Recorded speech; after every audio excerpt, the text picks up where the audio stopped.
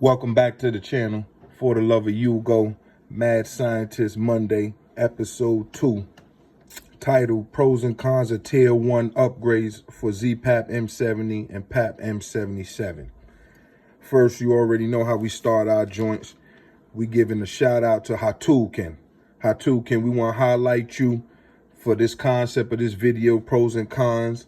You already know you one of the members, so big you up, man. You heard? 2A Veteran 77. 2A Veteran 77 is a long supporter of the channel. We always want to highlight those that have been among us from day one that still continue to rock with us and support us, so subscribe to 2A Veteran 77. Robert Rawlins, thank you for your continued support. Jermaine Calendar 2766, welcome to the channel, bro. Much love. 762 Mike, big shout out for the support, bro. You know what I'm saying? Appreciate you, continuing to add on and, post me up and everything, bro. You know what I'm saying? Much love, much appreciated. Mig GRFO, big shout out to you, man. You know what I'm saying? Appreciate the dialogue. You know what I'm saying? Keep the conversation coming, man. Cooking with Love and More, big shout out to Dallas, Texas. Welcome to the channel. You already know. Honey underscore WQ. Welcome to the channel. All right, let's get right into it. Let's talk pros and cons on Mad Scientist Monday, episode 2.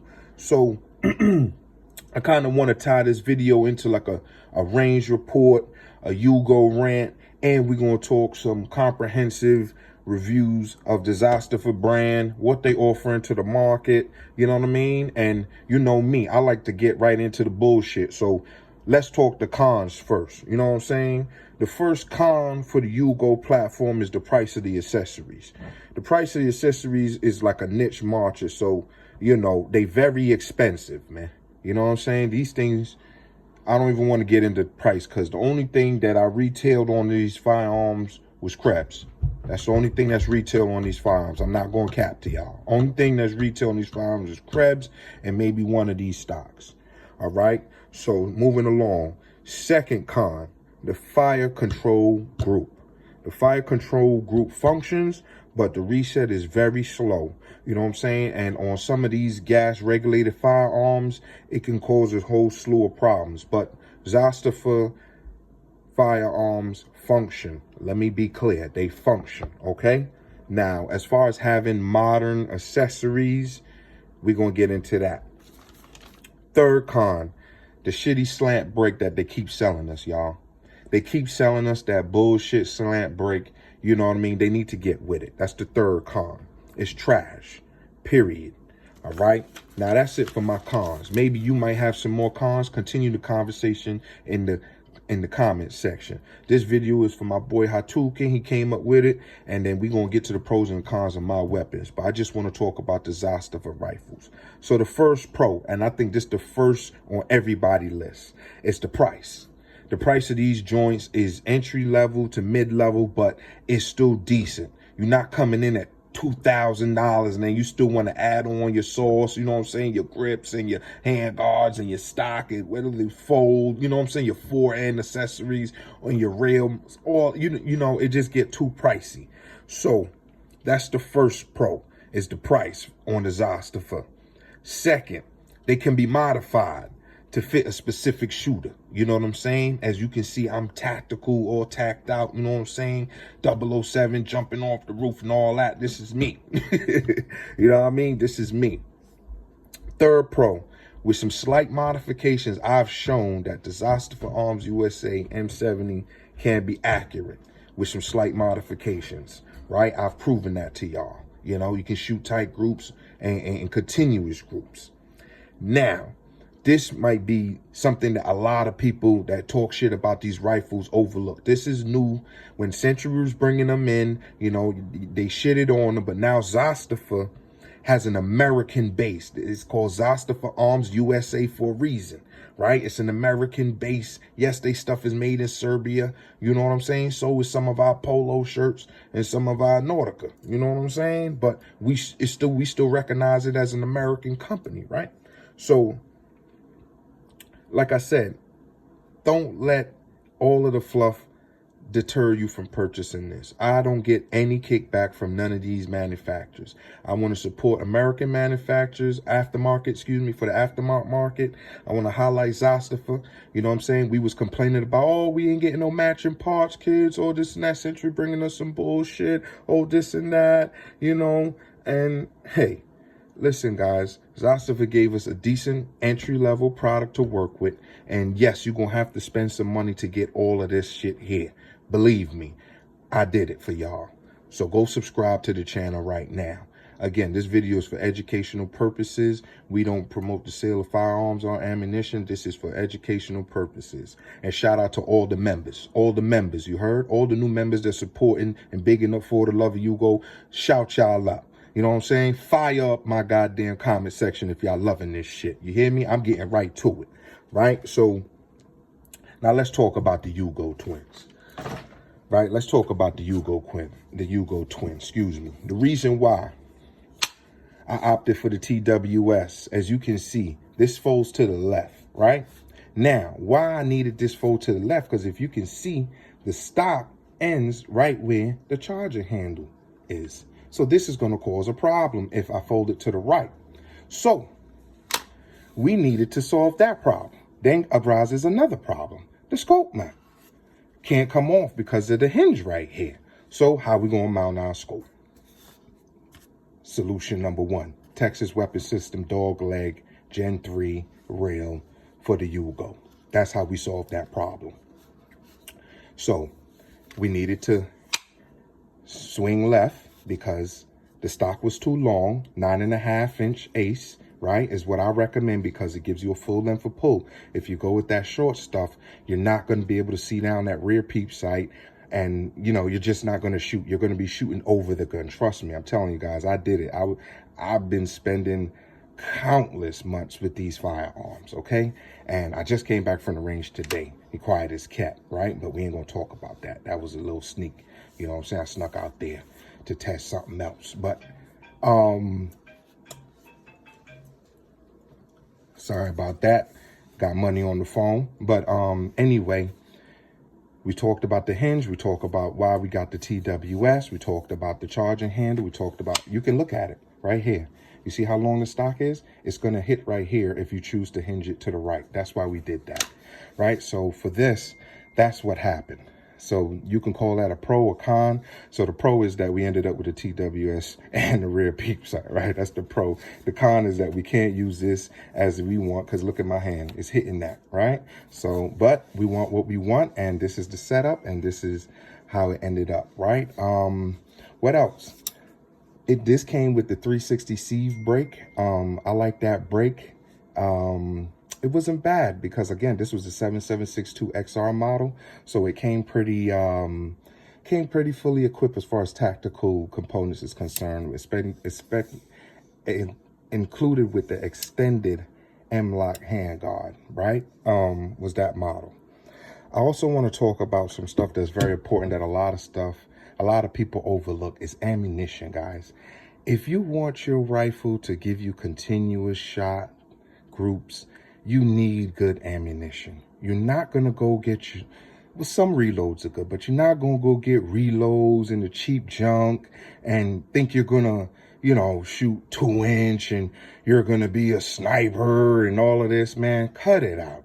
All right. If you want to target shoot your M77, you just want to go do some plinking and stuff like that, 147 grain is good. It's a low, you know, again, it's a low charge, low grainage weight ammunition, you know, and you could get it for less. You already know what I got it for. We ain't going to cover that. Moving along, PPUs. I told y'all about that. Very tight groups, 2-3 inches, 3 1/8 to 3 7/16 grouping with this right here out the M77, guys. This I haven't worked with yet. And this, I showed you that recently. The Bellum, flawless. I'm talking 2.5-inch groups with the Bellum. Phenomenal ammunition for your 7.62 by 39 rifle. M70, ZPAP 92. This is phenomenal ammunition right here. And I also stamped the Norma as well. The Norma is good. So you know, I just wanted to touch on some pros and some cons. I ain't really want to chat it up too much. I want to get right into it. And again, invest in range time. It's very important that you guys go out and train and get familiar with your weapon. Don't go to the range 2-3 times. Don't hit no bullseye, then come back on the internet or wherever you go or whatever and send bad karma about these joints. You know what I mean?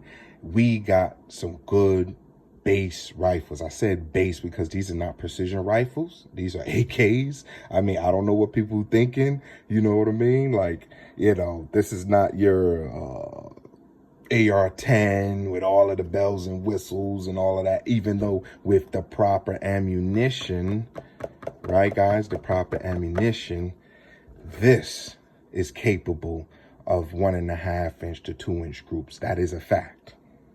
This M77 with the right ammunition is capable of producing 2 inch to 1.5 inch groups. I will show you that very soon as we attach the scope.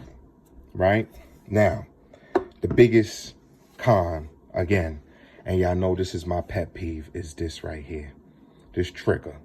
A lot is to be said about this fire control group, and I think that's why Zastava don't want us to change it, because it really highlights how, you know, subpar some of the materials they are using. You know, like I can tell you from experience, you know, sometimes you take the safety off, you might be doing some cleaning or whatever, and that mainspring will come loose. If you're not paying attention, you put your safety back on and you go charge your weapon, you go to fire, you know, you get nothing. You know what I mean? The trigger won't reset, nothing. You pulling, nothing, you know. That is a major problem.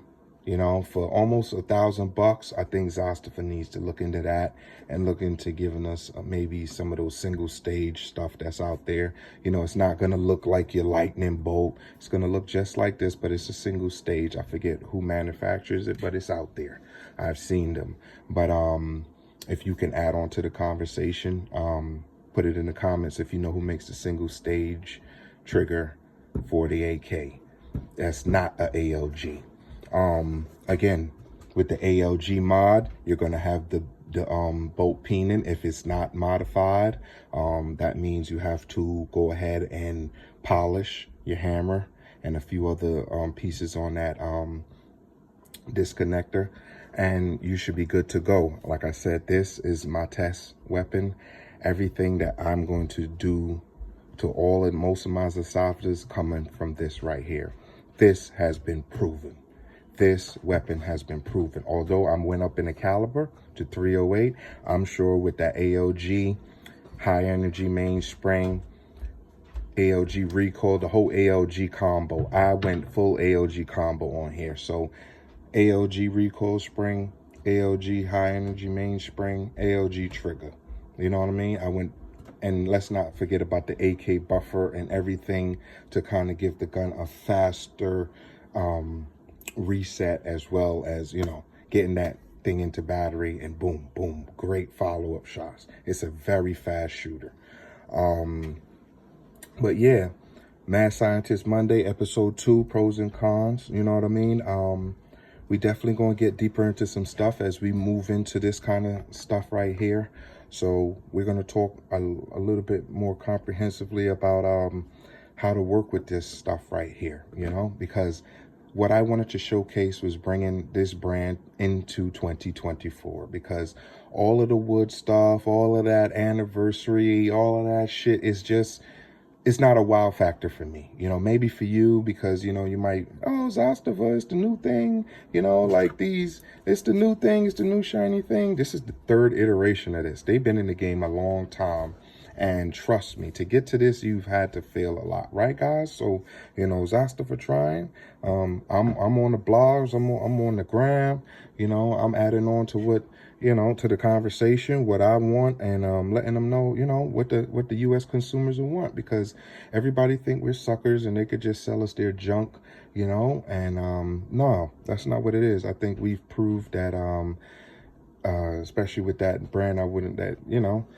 it will affect the bottom line of these manufacturers if they don't give us what we want, right? And we'll find somebody else that will, right? So, guys, Mad Scientist Monday, episode 2. Big shout out to Hatukin. You already know, bro. Thanks for the content, you know, or the suggestion to make this content, rather. You know, you one of the members, man. Anything you want to know, shout me out, and I'll put it up here, you know, and I'll big you up, man. You heard? Wherever you at, whatever city and state y'all tuning in from, much love and respect, man. Peace.